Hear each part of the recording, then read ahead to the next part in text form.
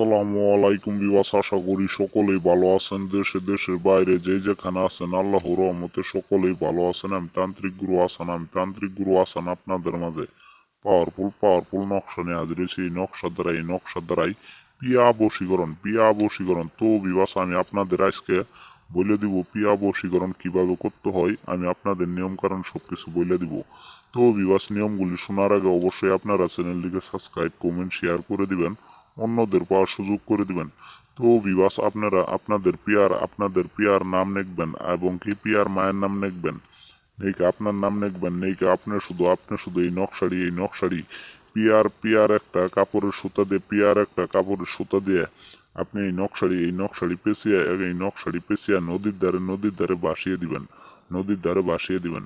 যত খুশি দূরে যাব তত খুশি প্রিয়া কাছে আসবো।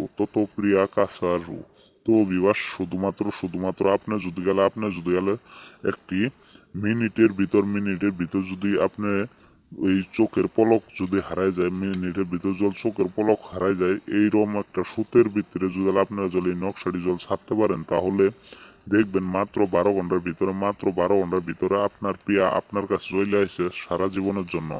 তো বিবাস, অবশ্যই আপনারা চ্যানেলটিকে সাবস্ক্রাইব, কমেন্ট, শেয়ার করে দেবেন, অন্যদের পাওয়ার সুযোগ করে দেবেন। তো বিবাস, আপনাদের মাছ থেকে বিদায় নেব।